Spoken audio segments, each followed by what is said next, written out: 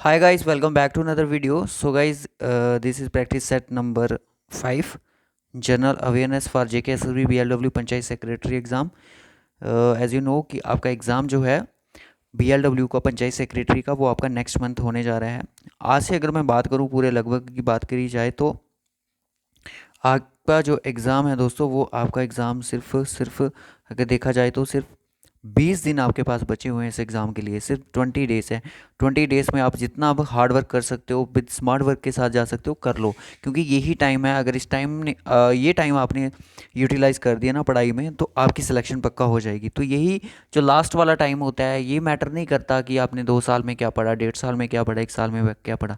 अब जो जितना बच्चा रिवाइज कर रहा है तो वो ही बच्चा सिलेक्शन पे जाएगा, वही उसी का कंपटीशन यहाँ पे देखने को मिलेगा। फिर क्या होगा कि हमने पढ़ा तो होंगी चीज़ें, अगर हमने रिवाइज नहीं की होंगी, 1 साल पहले पढ़ी थी, अब तो भूल भी जाती हैं कई बार, जनरल नॉलेज की, मैथ के कंसेप्ट भूल जाते हैं हमें। तो फिर हम सोचते हैं कि काश हमने लास्ट टच जो था वो ज़रूर दिया होता। लास्ट टच में क्या होता है कि हमें काफ़ी ज़्यादा हेल्प मिलती है उस टच से। ठीक है, तो चलिए फिर करते हैं स्टार्ट आज का ये क्लास। अपना स्कोर ज़रूर बताइएगा, रिवीजन क्लासेस चल रही हैं। सो बहुत ज़्यादा बच्चे मैसेज कर रहे हैं, मैं आपको बता दूं, बहुत ज़्यादा बच्चे मैसेज करते रहते हैं, कमेंट बॉक्स में बोलते रहते हैं कि सर हमें क्वांट समझाओ, क्वांट की क्लासेस करवाएं। क्वांट में अगर मैं बात करूं जो आपका सिर्फ 18 मार्क्स का आ रहा है, इसमें दोस्तों अब आपको प्रैक्टिस ही करनी है। कुछ जो मैंने टॉपिक्स आपको बताए थे सिर्फ प्रैक्टिस करो। रीजनिंग की अगर मैं बात करूँ, रीजनिंग की भी आपको सिर्फ प्रैक्टिस ही करनी है। कहाँ से करनी है ये आपने देखना है। अगर आपके पास बुक है, बुक से करो। यूट्यूब से भी आपको काफ़ी ज़्यादा मटीरियल मिल जाएगा प्रैक्टिस के लिए, और ज़्यादा भी काफ़ी ज़्यादा हेल्प भी होगी। एक बार आपको डीओ का जो एग्ज़ाम है उसको ज़रूर देख लेना, उसके बेस पे जो रीजनिंग है, क्वांट है, उस लेवल की चीज़ों को आपने टच करना है।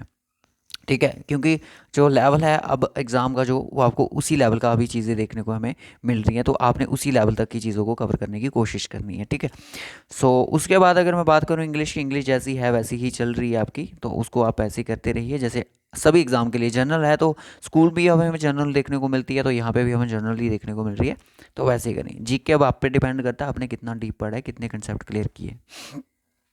Climate of India is broadly described as, देखिए हाँ, रीजनिंग की अगर मैं बात करूँ, रीजनिंग का एक हमारा टॉपिक रहता है, रीजनिंग का एक टॉपिक हमारा रहता है, वो है आपका क्लॉक एंड कैलेंडर का। उसको मैं जल्द ही लेके आ रहा हूँ, क्लॉक एंड कैलेंडर को, तो उसके लिए आप रेडी रहिएगा, क्योंकि क्लॉक एंड कैलेंडर से भी एक क्वेश्चन डीओ के एग्जाम में पूछा गया था, 1 से 2 क्वेश्चन डीओ के एग्जाम में आपको देखने को मिला। तो ये लेक्चर, ये क्लास भी हम आपके लिए ज़रूर लाएंगे। Climate of India is broadly described as, climate जो इंडिया का है उसको ब्रॉडली डिस्क्राइब किया है क्या? Equatorial type, polar type, arid and semi arid type, या फिर मानसून टाइप। तो जो इंडिया का क्लाइमेट है वो आपका मानसून टाइप का क्लाइमेट रहता है, डिस्क्राइब किया गया। ठीक है, नेक्स्ट क्वेश्चन देख लेते हैं कि मैंग्रोव जो वेजिटेशन है इंडिया में is most extensive in, extensive आपको सबसे ज़्यादा कहाँ पे मैंग्रोव वेजिटेशन देखने को मिलती है? सर ये हमें वेस्ट बंगाल में देखने को मिलती है। कहाँ पे देखने को मिलती है? वेस्ट बंगाल में हमें ये चीज़ें देखने को मिलती हैं। तो वेस्ट बंगाल की अगर बात करें तो यहाँ पे ऑप्शन में वेस्ट बंगाल तो नहीं है, बट सुंदरबन जो है यही आपका राइट ऑप्शन हो जाएगा, वेस्ट बंगाल। ठीक है, next question, tropical evergreen and semi evergreen forests are located. देखियो दोस्तों, आपको बायोडाइवर्सिटी इकोलॉजी वाला टॉपिक है।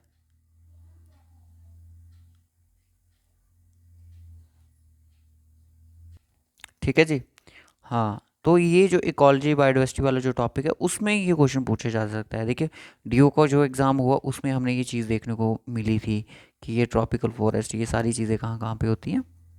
अब जितना, मैं बस यही बोलूँगा कि जितना आप पढ़ सकते हो उतना आप उस चीज़ को देखो। ठीक है, tropical evergreen and semi evergreen forest are located north eastern states में आपको देखने को मिलेगा, जैसे असम होगी, ऐसी स्टेट्स में आपको देखने को मिलेंगे। एमन्सलिज्म, म्यूचुअलिज्म, ये सारी चीज़ें आपने पढ़ी होंगी बायोडाइवर्सिटी के रिगार्डिंग। और associated between the two species, एक स्पीशीज क्या होती है?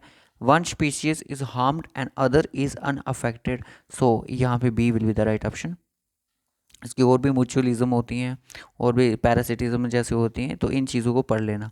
After how many years of the deliberation the constitution of India was sign, कितने सालों के बाद इंडिया की डेलीब्रेशन को साइन किया गया था?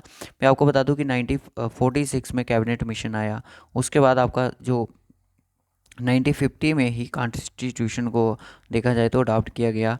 तो ये पूरा पीरियड हम देखें तो 4 ईयर्स का रहता है, तो ये इसका आंसर जो है वो आपका 4 ईयर्स ही होना चाहिए। तो option A will be the right option.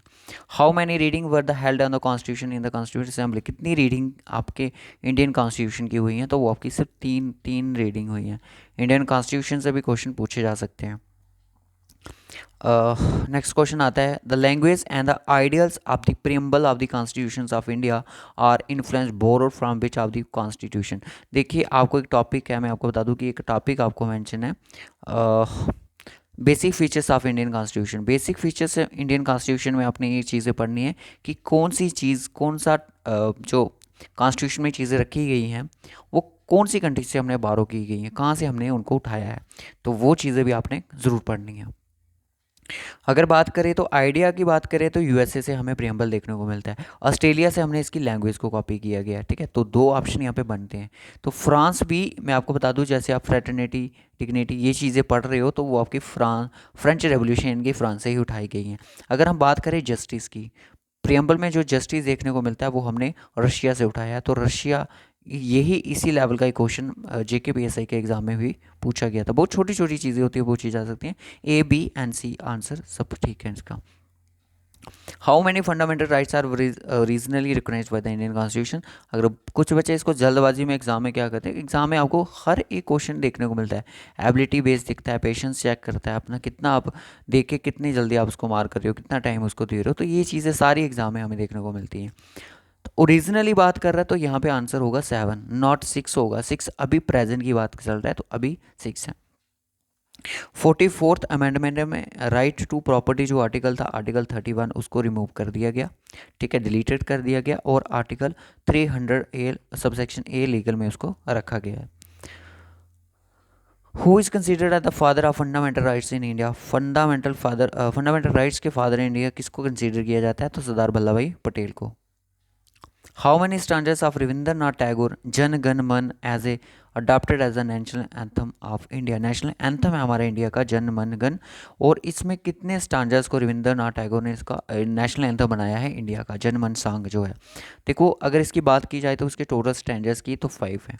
तो जो नेशनल एंथम जो बना है जन गण मन, तो सिर्फ वो फर्स्ट स्टैंजा से बना है, तो यहाँ पे 1 स्टैंजा आएगा। Option D will be the right option. अब ये डिपेंड करता है कि क्वेश्चन किस लेवल का पूछा जा रहा है, कि क्वेश्चन में क्या आपसे पूछा जा रहा है।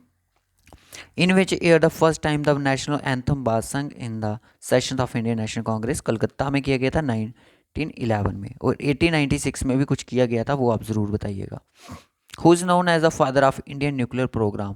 देखिए बेसिक जो चीज़ें हैं साइंस एंड टेक्नोलॉजी के रिगार्डिंग उनको ज़रूर पढ़ लीजिएगा, ठीक है। देखो करंट अफेयर के वे, अब आप करंट अफेयर स्टार्ट कर दो अपने रिवाइज करना, ठीक है। करंट अफेयर में मैं आपको बता दूं कि अभी दिसंबर में आपका एग्ज़ाम है ना, तो एटलीस्ट आपको अक्टूबर तक की चीज़ों को कवर करना है। अक्टूबर भी बहुत कम चांसेस है अक्टूबर की चीज़ें पूछने के, बट बन सकते हैं। अक्टूबर तक की चीज़ों को आप कवर कर लो। अक्टूबर के हमने करंट अफेयर लाए नहीं हैं, बट हम जल्दी ही लाएंगे उनके लिए, आपके लिए। Homi Jehangir Bhabha will be the right option. Which is the longest national highway of India. Longest national highway कौन सा है इंडिया का, तो NH44 है। देखेंगे JNK के अगर हमने अक्टूबर तक नहीं करवाए तो उनको भी ज़रूर लाएंगे आपके लिए। Indian constitution has taken a certain features of the constitution of the other countries which has contribute the framing the DPSP of the state. DPSP जो कहाँ से हमने उठाई हैं, वो आपने आयरलैंड से उठाई हैं, और आयरलैंड वालों से कहाँ से उठाई हैं, स्पेन से इसको बारो किया गया है, ठीक है। Why which names in our country mentions in the constitution. Constitution में देखा जाए तो हमारी कंट्री का जो नाम है वो किस नाम से मेंशन है, तो भारत एंड इंडिया के नाम से मेंशन है। India has people sovereignty because the preamble of the constitution begins with the words.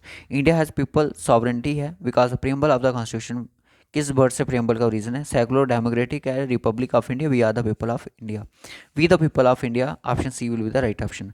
Question number 16 जो है ये आपके लिए होमवर्क है, इसका आंसर सभी बच्चे कमेंट बॉक्स में बताएंगे, जल्दी से देख लो। Which part is known as a conscience of the Indian constitution किसको बोला जाता है, फंडामेंटल ड्यूटीज़ को, राइट्स को, राइट अगेंस्ट एक्सप्लॉयटेशन को, या DPSP को। मिलेंगे अब आपके साथ नेक्स्ट क्लास में प्रैक्टिस सेट 6 में जल्द ही। तो उससे पहले आपको आपके साथ हमें कंप्यूटर में मीट करना पड़ेगा, कंप्यूटर की सेक्शन में हमें मीट करना पड़ेगा आपके साथ। और इंग्लिश का भी आपका थोड़ा बहुत टॉपिक रहता है, उसको कंप्लीट करके उसके भी प्रैक्टिस सेट को हम क्लोज कर देंगे। बाकी फिर हमारी GK ही चलती रहेगी और कंप्यूटर के कुछ क्वेश्चन। बच्चे बोल रहे थे कि सर 24 क्वेश्चन लाओ, देखिए उसमें बहुत टाइम लगता है, उसमें बहुत टाइम लगता है बनाने में, 30 सेट बनाने में। वो ऑलरेडी हमारे सेक्शन टेस्ट अपलोडेड हैं, उनको आप देख लीजिएगा, ठीक है। और अपने नोट्स को बस मैं एक चीज़ बोलूँगा कि रिवाइज़ करो, जितना रिवाइज हो सकता है, चीज़ों को डीप में देखो, क्योंकि यही टाइम है, क्योंकि इस टाइम आपकी गाड़ी गर्म है, चल रही है। जो भी पढ़ोगे आपके दिमाग में बैठता जाएगा। अगर स्टार्टअप जो कर रहा है इस टाइम, तो उसका तो कोई भी स्टार्टअप नहीं होगा। जिसने अपनी गाड़ी पहले से ही स्टार्ट की हुई है, तो उसकी गाड़ी आगे भी कंटिन्यू रहेगी। सो इस वीडियो को यहीं पे रखेंगे, मिलेंगे आपसे नेक्स्ट वीडियो में। तब तक के लिए बाय बाय, टेक केयर। और जो भी बच्चे जिन बच्चों ने अब हमारे सेक्शनल टेस्ट मॉक टेस्ट नहीं लिए हैं जनरल नॉलेज के, जेके BLW पंचायत सेक्रेटरी के लिए, वो ले सकते हैं। इस दिए गए व्हाट्सएप नंबर पे आप हमें मैसेज कर सकते हो। इस दिए गए व्हाट्सएप नंबर पे आप हमें मैसेज कर सकते हो। तो जस्ट ओनली 36 रुपीज़ में आपको ये PDF प्रोवाइड कर दिया जाएगा। पर इस सेक्शनल टेस्ट में ये खामियत है कि ये पुराने पैटर्न पे बेस्ड है। कहने का मतलब इसमें 20 क्वेश्चन भी आपको एक सेक्शनल टेस्ट में देखने को मिलेंगे। इसमें कोई भी मॉडिफिकेशन नहीं लाई गई है। बट आप अकॉर्डिंग टू आपका जो सिलेबस, अगर आपको लगता है कि क्वेश्चन किस लेवल के आप यहाँ आ सकते हैं, किस हद तक क्वेश्चन पूछे जा सकते हैं, वो आप इस सेक्शनल टेस्ट की हेल्प से देख सकते हो। तो कुछ क्वेश्चंस होंगे जो कि हमें इन्हीं सेक्शनल टेस्ट से और हमारे जो फ्री सेक्शनल टेस्ट हैं उनमें से देखने को मिलेंगे। जल्दी से दिए गए व्हाट्सएप नंबर पर आप मैसेज करके हमें पूछ सकते हो इनके बाद। जस्ट ओनली 36 रुपीज़ में आपको 10 सेक्शनल मॉक टेस्ट मिलेंगे, वो भी व्हाट्सएप पे।